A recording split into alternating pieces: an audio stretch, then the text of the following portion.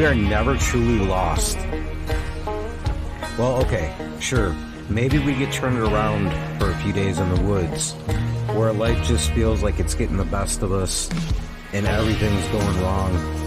And I'm Mike Martin, and I've stood right where you're standing, lost, beaten down, like nothing's ever gonna change. And that's why I built this camp. And that's why I'm inviting you to join me and all the members of this wild community. Because you know what, friend? It does get better. So come along with me into the wild and let me show you this awesome, unique skill set that lays within inside of you. With help from the land, we're going to unlock the steward that's inside each and every one of us that will lead the way out of the darkness and into healing. Here at the Camp of Healing on Project Mindfully Outdoors.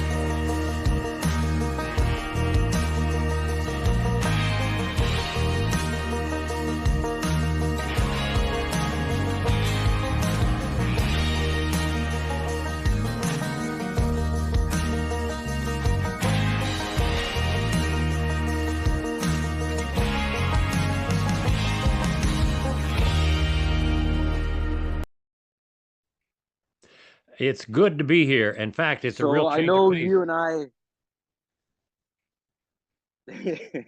I get that a lot. A lot of people don't really understand the healing powers of the outdoors. Yeah, I often go out. I spend a lot of time at the computer because of my work, and a lot of times during the day, I'll take a break and just walk 3 or 4 miles. And even though it's in the city miles, you can walk under the trees, you can feel the trees, you feel the breeze. And I do some of my best writing in my head while I'm walking.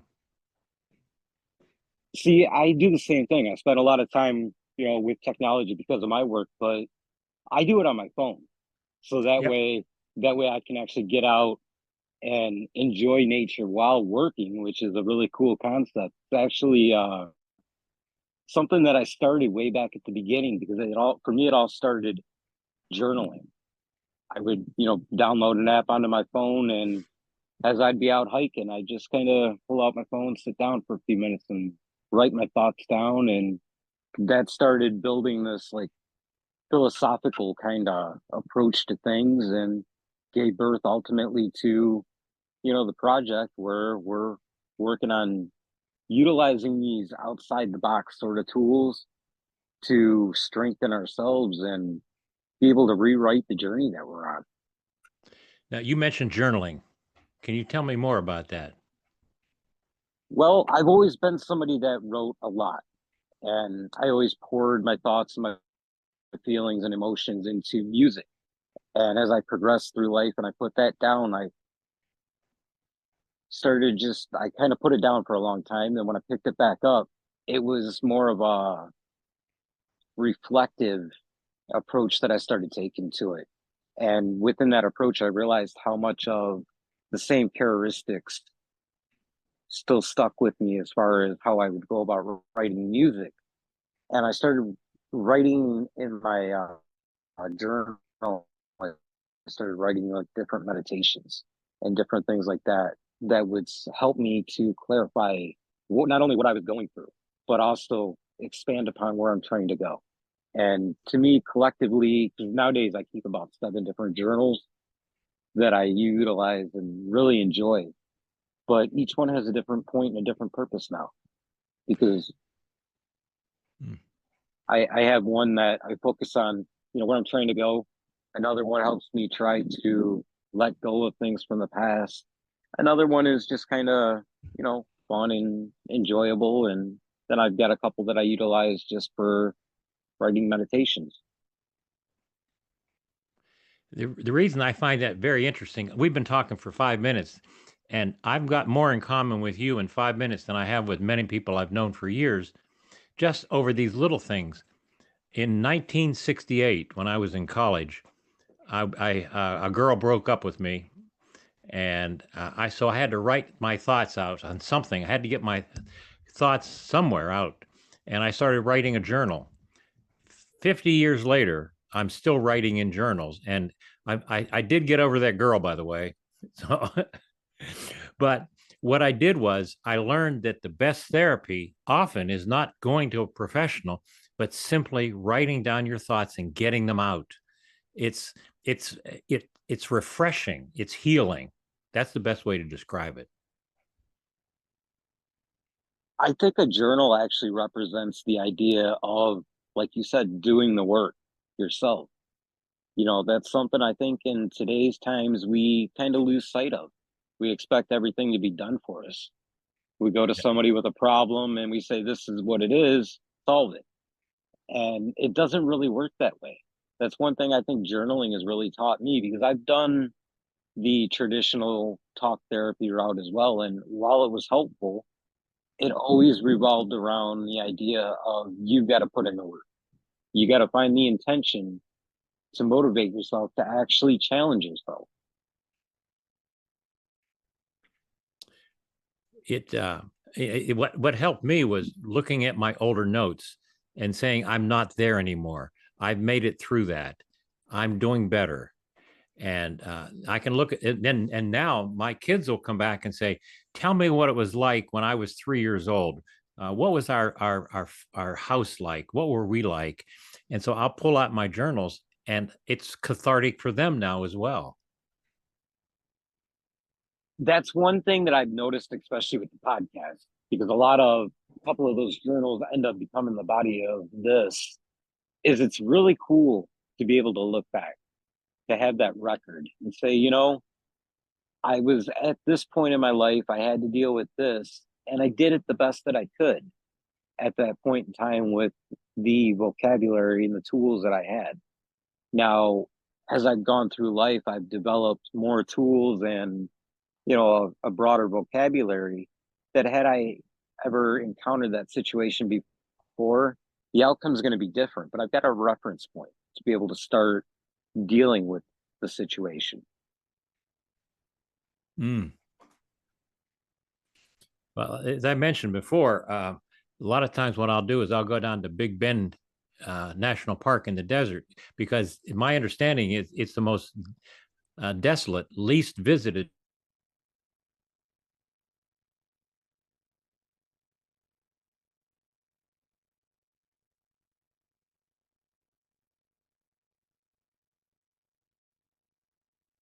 Are you still with me?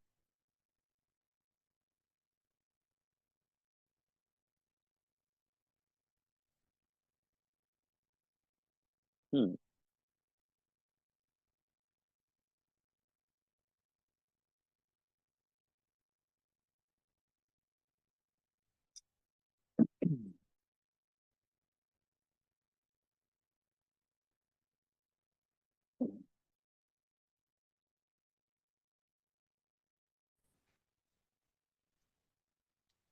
Well, yeah, I find that the being in the outdoors, particularly in this culture where we spend so much time on our phones, that to me, looking at Facebook, uh, watching the reels may be fun for 5 minutes, but if you're not careful, you come away frustrated by all we see there, and I find myself exhausted watching things on the phone. When I get away from the phone, get away from all the noise and the healing silence of the wild, it just it resets my compass, shall we say. I think that's the important part, because you're right. In this technology-based world, it's so easy to disconnect and then get caught up in whatever it is that we see, and that becomes where we try to set our sights and what we try to reach.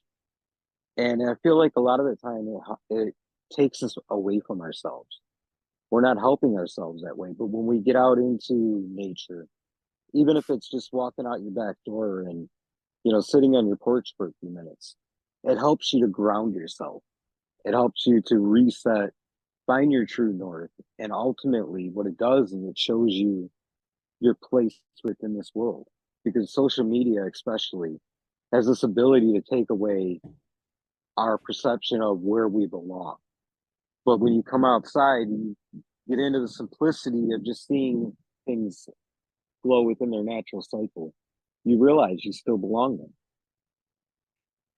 there. Exactly, exactly. And a lot of the I've been doing since I started publishing 8 months ago. I've been on social media just trying to make my book aware in the public. But what I found, but TikTok in particular, is that things move so fast, and you people drop off in 2 seconds. They're looking and they go on to something else and something else. And I like to be a little slower and a little more thoughtful. But I think the average viewer looks to be around 13 or 14 years old. And a lot of the videos tend to be uh, they seem to show somebody picking on somebody, somebody using super uh, uh, cartoonish strength to fight back. They seem to be geared for frustrations of junior high school. And I'm well past junior high school, and I get frustrated watching them.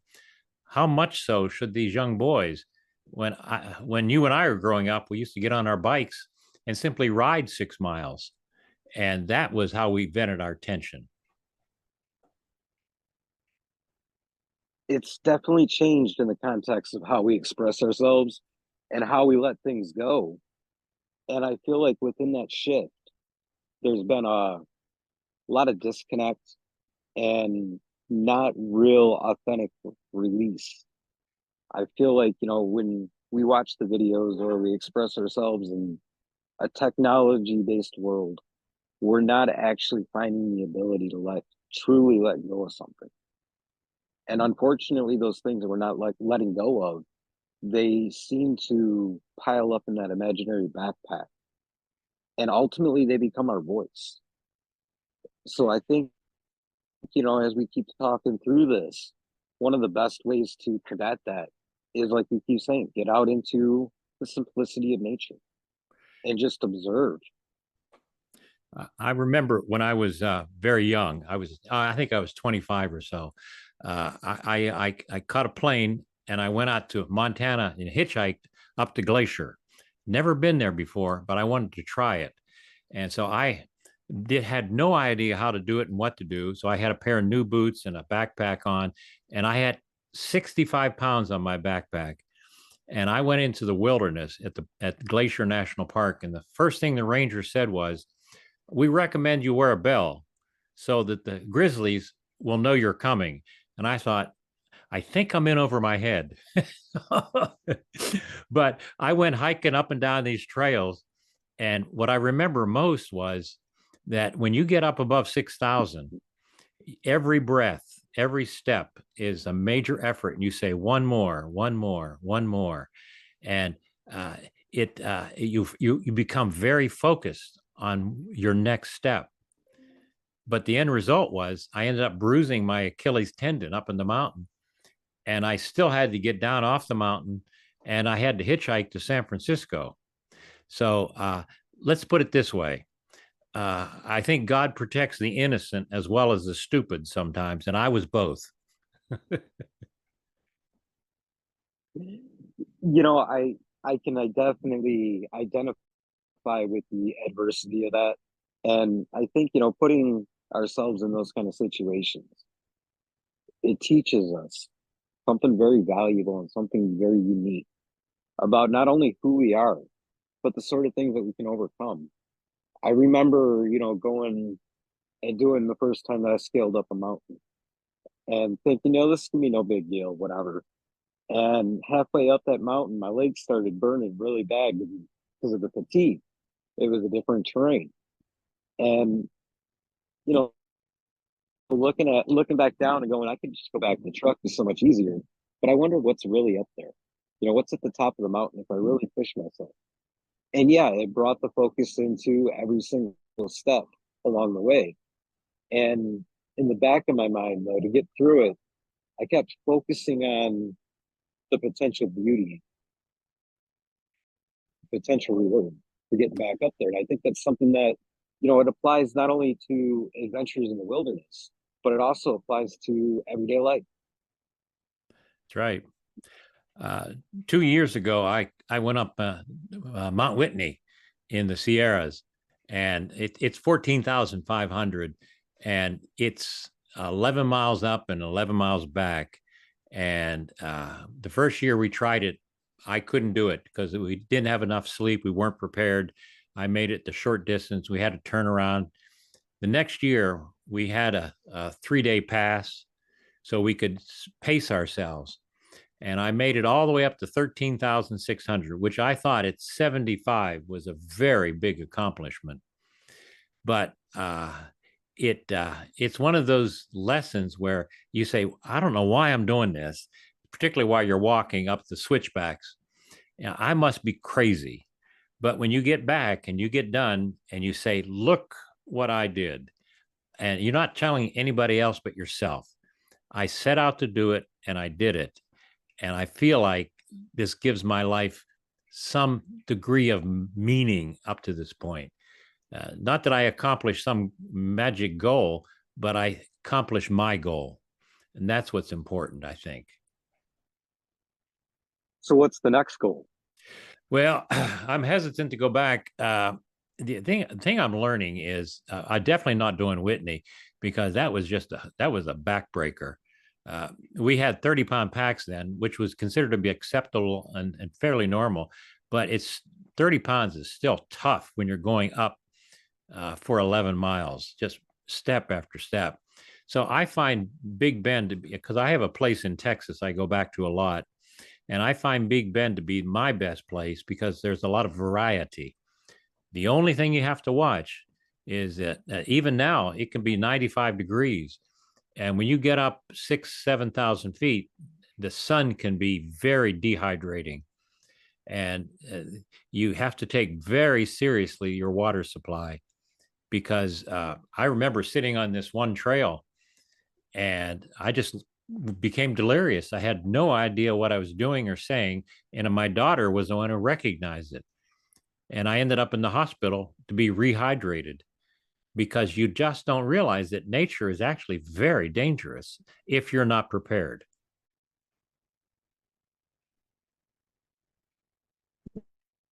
You just said something that's very important. The idea of being prepared. And in order to be prepared, you got to do the research, right? Oh, You got to yeah. get yourself ready, get everything together. And not only that, but you got to get to know everything that you're taking with you. And that's another point that really crosses over into our daily lives is, dehydration could be a representation for mental burnout for all sorts of different things because we want that one thing. We want that one goal that whether we put it in our heads or somebody else did, we're going to achieve it. And we try to do it without really looking at the situation. So learning to slow down, be mindful, and practice that sort of thing in the outdoors where the context could be life and death if you're not prepared. It gives you an arena to practice those skills to bring them back in and apply them to reaching your goals in a healthy kind of way too. And particularly today, for the past several months, and now it's on hyperdrive. There's so much anger and animosity and angst on the airways. Everywhere you turn, every column in the newspaper, every article, every talking head on these programs, they're just people are so angry and fearful. And so I look back at the headlines from 1970 and I realized that it was just as angry then and it was just as frustrating then. And then I'm sure if we went back and looked at 1938 and even 1926, you'd see the same comments being done. The best example I found was an article I read on the war in Israel. And this traced the history from 1948 until today. And the conclusion was that nothing has changed in Israel in the past 70 years. And so when I go back to the mountains, when I'm on the trail, I see a rock that's been there 10 million years. And that rock is immovable. And that rock will be there 10 million years beyond me. And that reassures me that what we're going through politically, all that we're going through in our government and in our streets will pass and it will be okay. We will get through this. And I find that nature has a way of calming me in ways that it's difficult to describe unless you've been there. See, I love that idea that everything's going to pass. It's something that I start every hike that I take somebody out on with the idea that whether it's something that you're bringing with you or it's something that you encounter on the trail, when you look up and you see the way the clouds move, they're in your span of vision for that moment, and then they're gone. And the sky opens up and it's bright and it's beautiful. And that's that's exactly how life works. But when we cloud that with the ideas of anger and fear, we're holding ourselves back because we're losing control over the ability to help things flow naturally. And that's a lot of the problem that we all encounter in every context of life, is learning to understand that fear and anger are simply the doorway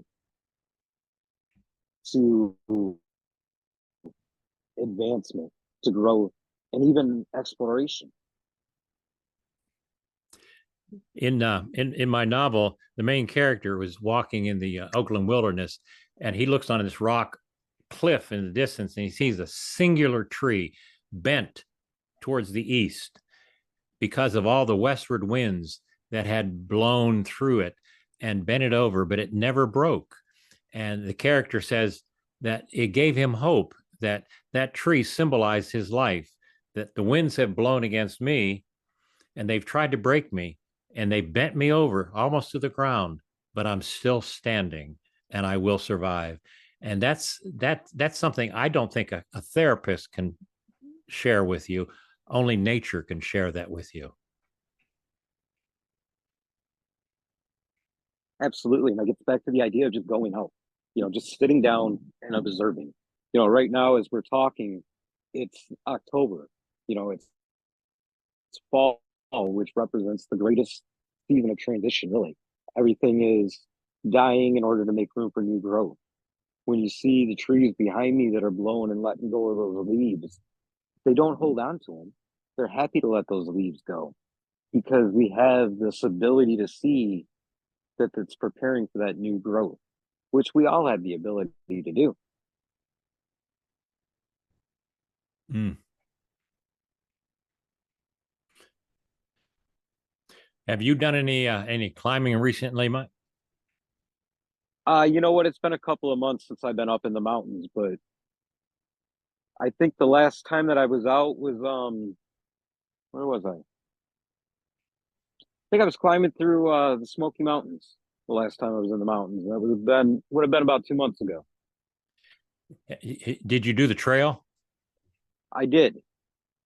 We went actually I ended up doing the trail up to Klingman's Dome with my 9-year-old. Mm. See, I've never done that because it's one of those things where uh, it takes more preparation. So I have to take snippets where I can get it. Even here in Ohio, we have the Hocking Hills, which are much more civilized, but yet they date back. They go back thousands of years also, and you can still see the marks where the natives had made their camps and such, and where the early settlers had lived in their caves. It being so near the major metropolis areas, it's a quick trip to take your breath. It's in the northern part of the Appalachian Mountains.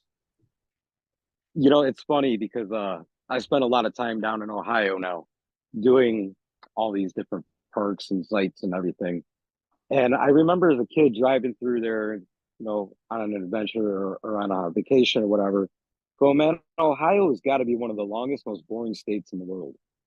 And that, Well, it's like Texas. There are different areas. Yeah, yeah, if you're coming down from Michigan, you travel through what used to be the Black Swamp.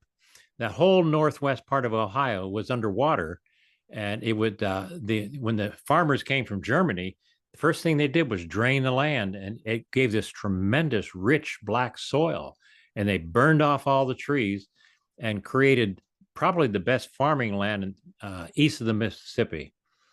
And but then when you get down towards Cincinnati, you're getting into the hills of Kentucky.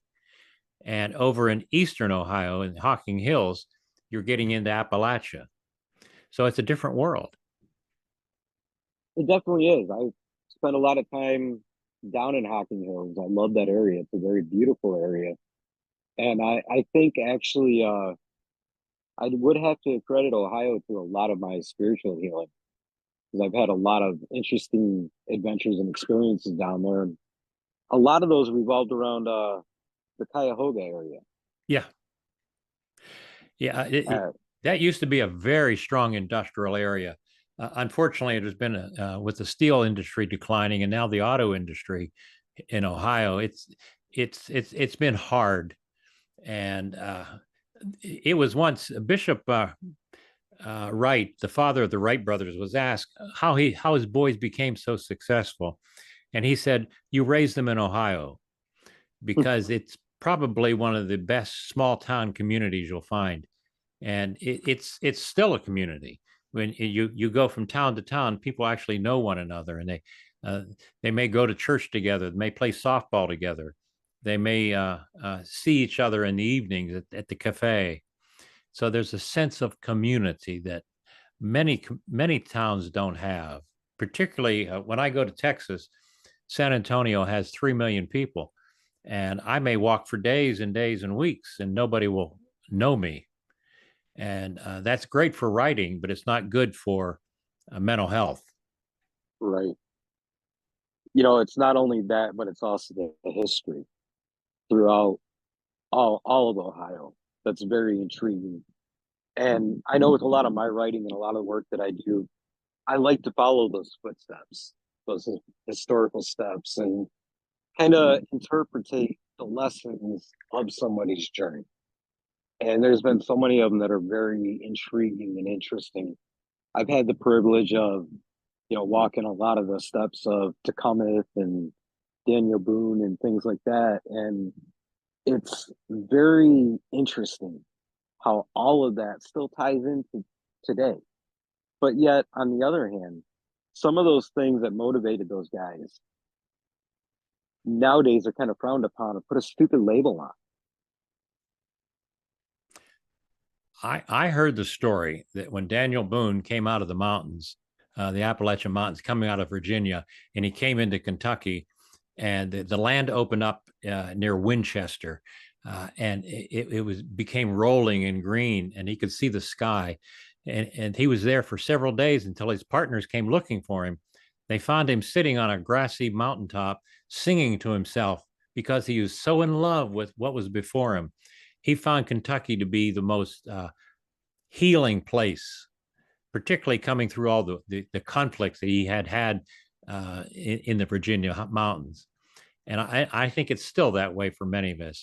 When you get away and just let nature speak to you, it's like a healing balm. Absolutely, it is. I remember my first time going down to Cuyahoga and going to the Mary Campbell Cave, just sitting down and just meditating for. I probably sat there for a good hour, and the feelings and the acceptance. It was powerful. It was very profound. Mm. I knew that would go off.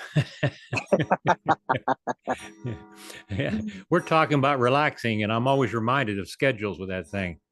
But Right. now we're good for another hour. Nice. But Well, I yeah, will I tell you mean, this. it's funny because This I is I this is went certainly down. I had. I'm sorry, I missed that. Oh, I was gonna say I remember going down there and doing the. I remember going down and doing the meditative thing there, right, and having that sort of experience, and then actually looking up the history of that particular spot, and really being able to not only see myself in that, within that context of that story, but also uncover some solutions to some of the problems I was going through at the time. And as we keep talking about the overall theme of this conversation, just to get out there and just to be is really the answer to everything that we're facing. Well, hopefully in 2 weeks, we won't need to walk 500 miles to clear our head. Hopefully everything will clear up for us after November 5th. Potentially. But Yeah. then again, we all still got to live our independent lives as well within whatever web that may weave.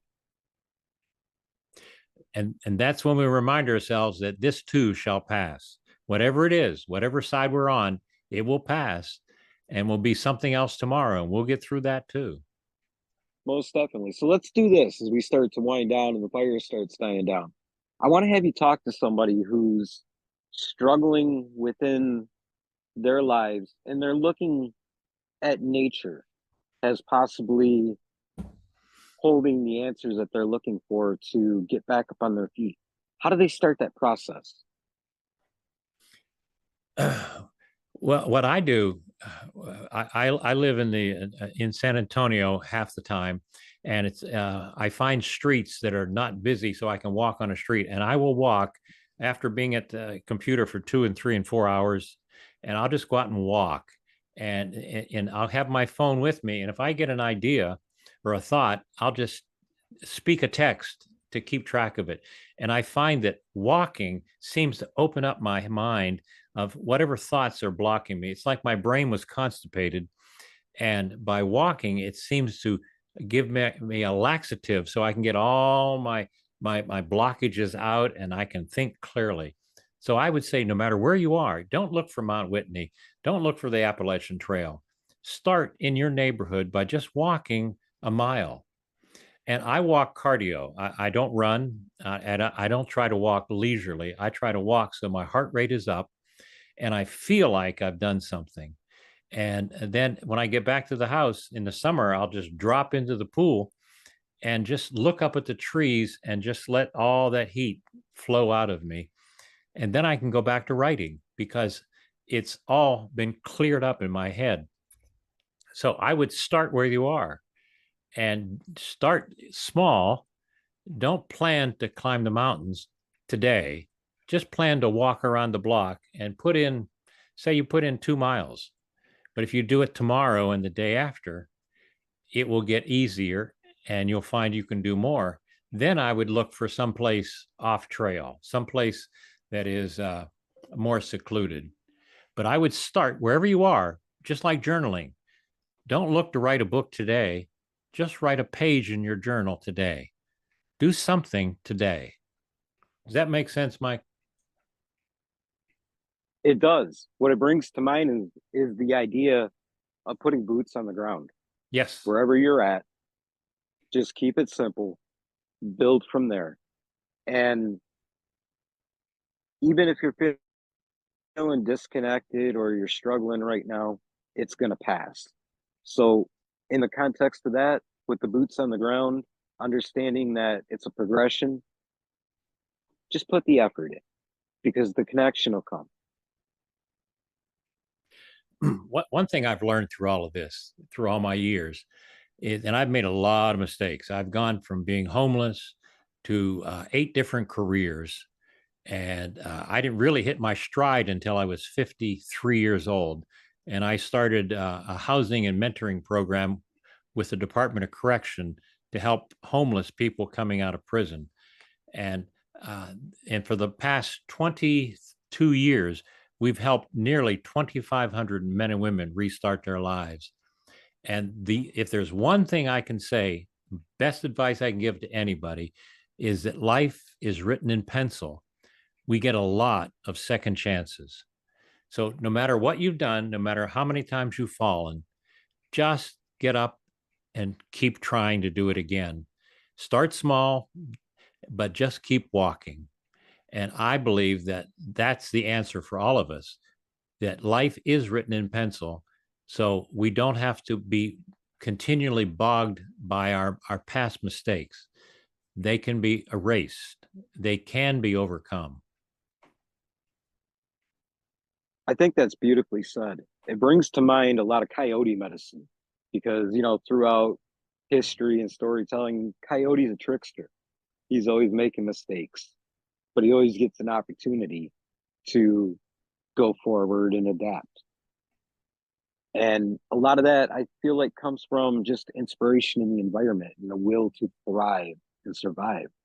So as we come to the end of this conversation, if people are looking for inspiration, I don't know how they can find your book, get in touch with you, all that good stuff. Yeah, the book has been out since December. It's called Running as Fast as I Can, and it's on Amazon. And just look up Running as Fast as I Can or John David Graham. And my website for the book is johndavidgraham.com.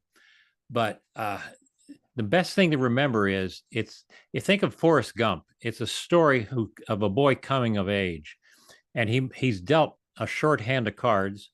And how does he overcome that? You know, we all, I think, are born with a limp of some sort, but Forrest kept running, and that was his out. And that's what my character in the book did. He kept running, kept moving, and that's what I've had to do in life. So if you're looking for a page turner novel, an inspirational novel, it's garnered 25 awards so far. So apparently somebody else is finding it a good read. So I would encourage people to read it. And on my website, get back with me. Let me know your thoughts. Awesome. I'll link to that in the show notes. But in the meantime, thank you very much for this conversation today. It's been a pleasure. It's good to see Michigan again. Well, I'm going to be down in Ohio the next 2 weekends, so I'm looking forward to that.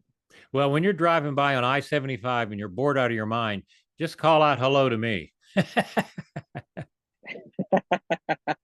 I believe I'm going to be down in Cuyahoga and down in Perrysburg.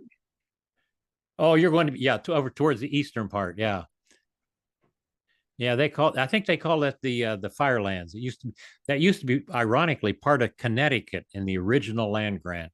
That's hard to believe now, but yeah. Now here's the funny part. There's a book called The Pioneers by David McCullough. He talks about the original founders of the Western lands in Ohio, in Marietta on the Ohio River. It's a fascinating read called The Pioneers. Ohio at the time was the wilderness in 1790. That's where all the wild Western people lived, and there's still elements of that down in the Appalachian part. That's awesome. I'm going to have to check that book out for Yeah, sure. very good to talk to you, brother. Appreciate it. Well, absolutely. I'd love to do it again sometime. But for now, I don't believe in the words goodbye. They're too final. So until we meet again, whether it's this life or the next, I wish you a safe and prosperous journey, my friend. Thank you. Thank you. Appreciate it, man. Thank you.